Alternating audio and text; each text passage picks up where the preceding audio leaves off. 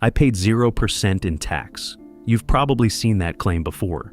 Here's what actually happens to your money, and it's not what the thumbnail told you.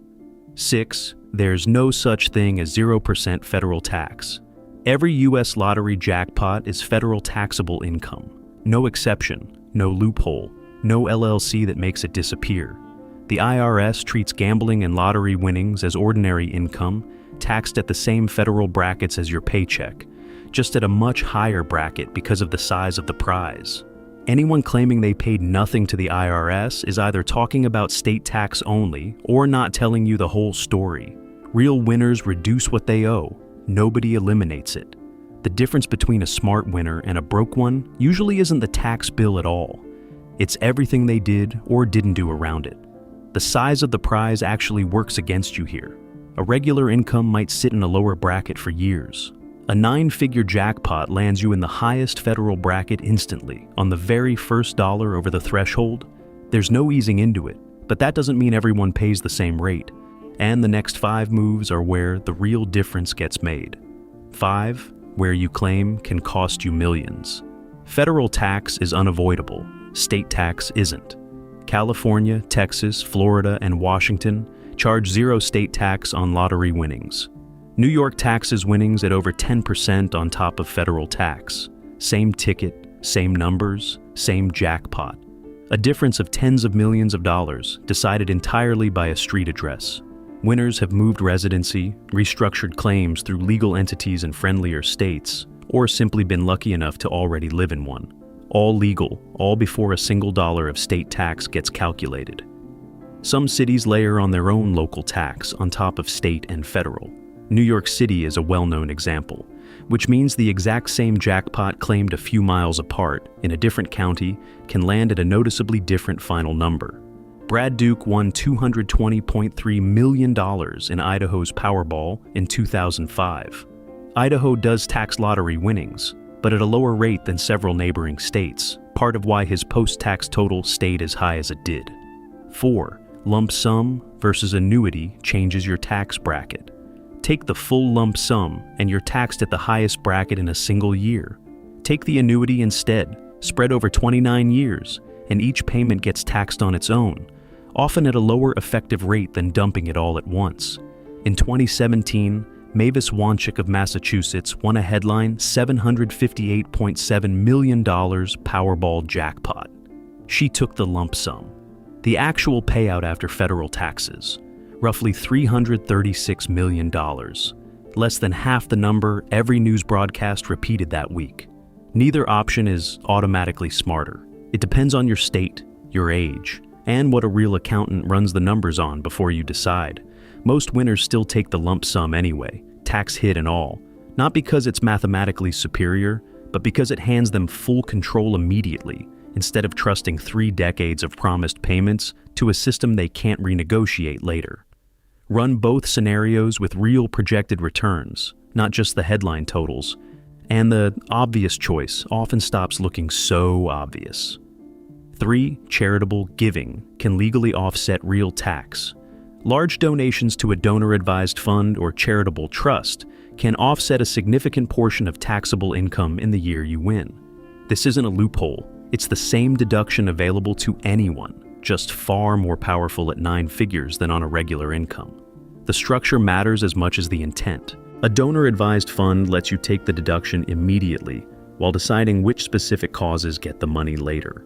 Useful when you know you want to give, but haven't decided exactly where yet. Roy Cockrum won $259 million in Tennessee in 2014 and directed more than $25 million of it into a foundation supporting American theaters. The giving wasn't just generous, it was structured with a tax attorney before the money ever hit his account. Timing matters as much as the amount. Donations made in the same tax year as the win offset that year's bracket. Wait too long and the opportunity narrows considerably. Winners who set this up before claiming keep more of what's left after giving away millions. Not despite the giving, because of it. 2. An LLC or trust won't erase your tax bill, but it changes everything else. This is the part the thumbnail got wrong. Forming an LLC or trust to claim your prize doesn't make the winnings tax-free. The IRS still taxes the income, no matter which legal entity holds the ticket. What it actually does: protects your privacy in states that allow it, shields your personal assets from certain lawsuits, and structures how the money passes to your family later. Privacy alone is worth more than most winners expect going in. A public name attached to a 9-figure prize invites exactly the kind of unsolicited callers, distant relatives, and outright scammers that make the following months far harder than the tax bill ever was. Louise White, an 81-year-old widow who won $336.4 million in Rhode Island in 2012, used exactly this structure: a lawyer and a trust, set up before she ever went public. Her tax bill was never zero. Her privacy for a while was completely intact. That distinction matters more than most winners realize going in. Privacy and liability protection are real, valuable, and entirely legal. Tax elimination through the same structure is not. And any advisor who conflates the two is either confused or lying to you. Real protection. Just not the protection the thumbnail promised. 1. The advisors who call first are rarely the ones who save you money. The moment your win becomes public, tax specialists start calling, often promising exactly the kind of zero-tax magic that doesn't exist. A real CPA who specializes in sudden wealth will tell you plainly what can and can't be reduced. Anyone promising to make the IRS disappear entirely is selling a story, not a strategy. The winners who get this right almost always find their team the same way: referrals from a lawyer they hired first, not a stranger who found them through public records. Credentials get verified before a single form gets signed, not after. Jack Whitaker won $314.9 million in West Virginia in 2002 and became a magnet for exactly this kind of caller within days of his name going public. What followed was years of lawsuits and financial losses, a pattern that starts the moment people find out how much you have and how little you know about protecting it.